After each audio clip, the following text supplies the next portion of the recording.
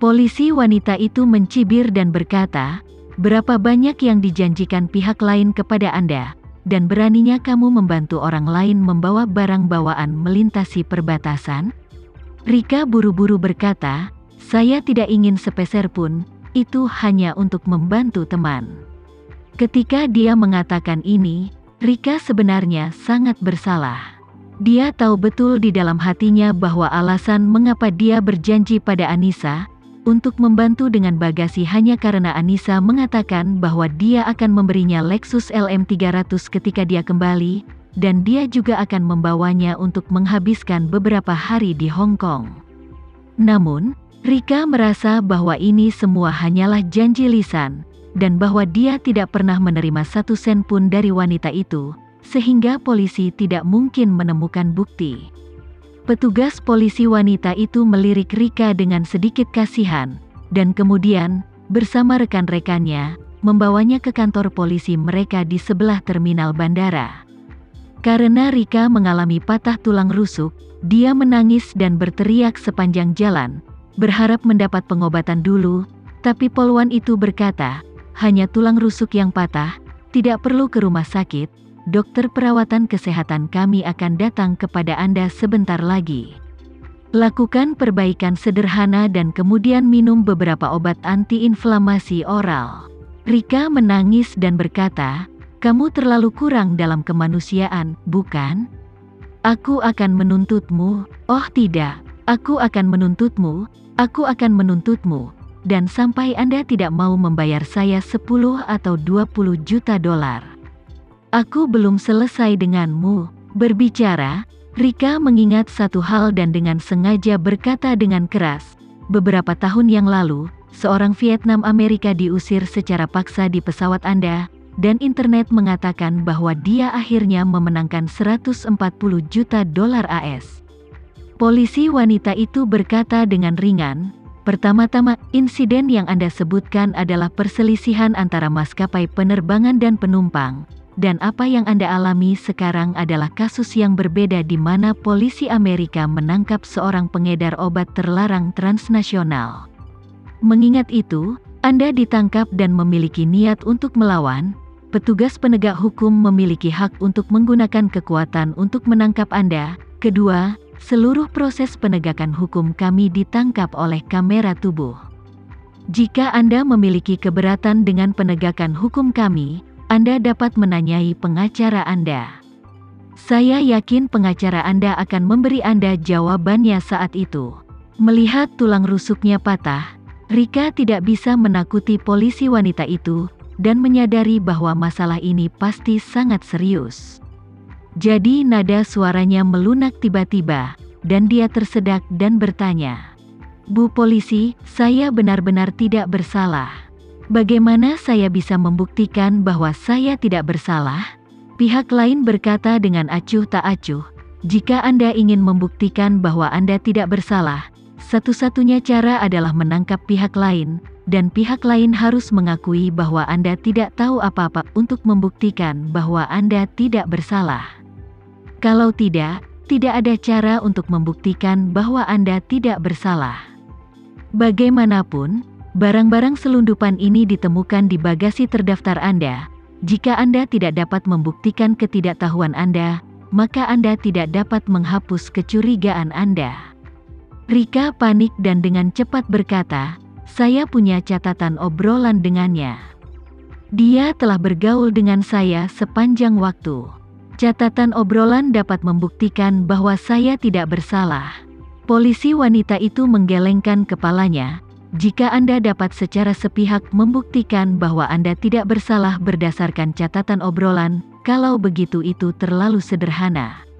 Ke depan, semua pengedar obat terlarang akan membuat catatan obrolan, dan kemudian menyombongkan diri untuk mengambil pesawat. Jika berhasil, mereka akan menghasilkan banyak uang. Jika mereka gagal, mereka akan mengeluarkan catatan obrolan dan mengatakan bahwa mereka tidak bersalah. Jadi mereka tidak perlu mengambil risiko. Apakah menurut Anda ada begitu banyak celah dalam undang-undang yang harus Anda akali?" Ketika Rika mendengar ini, dia segera berkata dengan penuh semangat, Lalu mengapa kamu masih berdiri di sini? Luangkan waktu untuk menangkap si Anissa itu. Dia baru saja meninggalkan bandara dan pasti belum pergi terlalu jauh. Dan jika dia melarikan diri untuk sementara waktu, dia tidak akan meninggalkan New York. Selama kamu bisa menangkapnya dan menginterogasinya dengan ketat, aku akan bisa membuktikan bahwa aku tidak bersalah. Petugas polisi wanita itu berkata dengan dingin, kami tidak membutuhkan Anda untuk mengarahkan bagaimana polisi menangani kasus ini. Sekarang kami harus membuat pernyataan lengkap untukmu. Jika Anda memiliki pengacara, kami dapat membantu Anda memberitahu pengacara tersebut.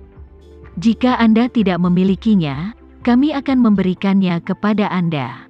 Rika berseru, saya ingin menelepon keluarga saya ingin menelepon putri dan menantu saya. Melihat bahwa Rika ingin menghubungi keluarganya, polisi wanita itu mengangguk, oke, kamu berhak untuk menghubungi keluargamu dan meminta keluargamu untuk mengatur pengacara untukmu. Setelah itu, polisi wanita itu mengeluarkan ponsel Rika, menyerahkannya padanya, dan berkata, ingat, Anda hanya bisa menelepon keluarga atau pengacara Anda. Tentukan pilihanmu dan mengaku bersalah. Rika menangis dan berkata, apakah kamu tidak mengerti kata-kataku? Saya sudah bilang, saya dianiaya, dan saya disakiti oleh orang lain. Di mana saya bisa mendapatkan beberapa kaki tangan? Polisi wanita itu berkata dengan acuh tak acuh. Apakah Anda dianiaya atau tidak? Dan apakah Anda menjadi korban atau tidak? Bukan Anda yang memiliki keputusan akhir. Aku juga bukan yang memiliki keputusan akhir. Ketika persidangan dimulai, semuanya akan tunduk pada putusan hakim. Rika melirik polisi wanita itu dengan marah, lalu segera mengangkat telepon dan menelepon Alena. Alena menerima telepon itu, dan kalimat pertama setelah telepon itu adalah bertanya kepada Rika, Bu, apakah kamu sudah naik pesawat? Begitu Rika mendengar suara putrinya, keluhan dan ketakutan di hatinya langsung meledak, dan dia berteriak dengan keras, Alena putriku yang baik. Kamu harus menyelamatkan ibumu, atau ibumu akan mati di Amerika. Alena tiba-tiba menjadi gugup dan dengan cepat bertanya, Bu, ada apa denganmu? Rika menangis dan berkata, itu adalah teman yang diperkenalkan Mira kepadaku. Dia memintaku untuk membawakan koper untuknya ke Hong Kong. Akibatnya, sebelum ibu naik pesawat, polisi menangkap ibu dan mengatakan itu, sejumlah besar barang selundupan ditemukan, dikatakan lebih dari 5,000 gram. Sekarang mereka telah menangkap ibu dan meremukkan salah satu tulang rusukku.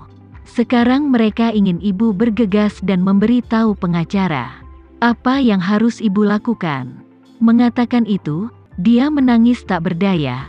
Alena, beritahu Tama dengan cepat, dan minta dia untuk menemukan pengacara yang baik dan dapat diandalkan untuk ibumu, dan kamu tidak bisa membiarkan dia masuk penjara di Amerika Serikat. Apa? Alena merasa bingung, dan tiba-tiba menjadi terganggu, menatap Tama dengan cepat, dan berkata dengan sangat, suamiku, ibuku, dia ditangkap polisi. Polisi mengatakan bahwa mereka menemukan banyak barang selundupan di bagasinya. Dan dia bahkan mematahkan tulang rusuknya. Apa yang bisa aku lakukan? Faktanya, Tama sudah mendengar apa yang dikatakan Rika di telepon. Pada saat ini, dia segera mengingat bahwa sebelumnya, sepertinya ada yang salah dengan keluarga Bibi Mira.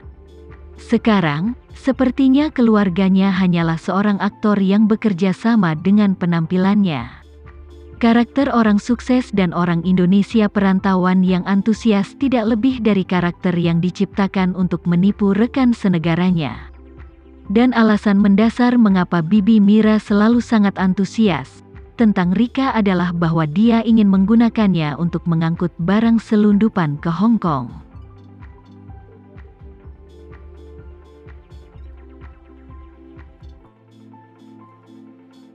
Sekian dulu ya video kali ini, kita lanjutkan lagi videonya di lain waktu. Oh iya, bagaimana menurut kalian? Semoga bisa sedikit menghibur kalian semua. Untuk teman-teman yang baru nonton, jangan lupa subscribe ya, hehehe. Dan kalau teman-teman ada yang ingin gabung langganan, bisa langsung gabung saja untuk dapat fitur yang menarik dan sedikit membantu Mimin.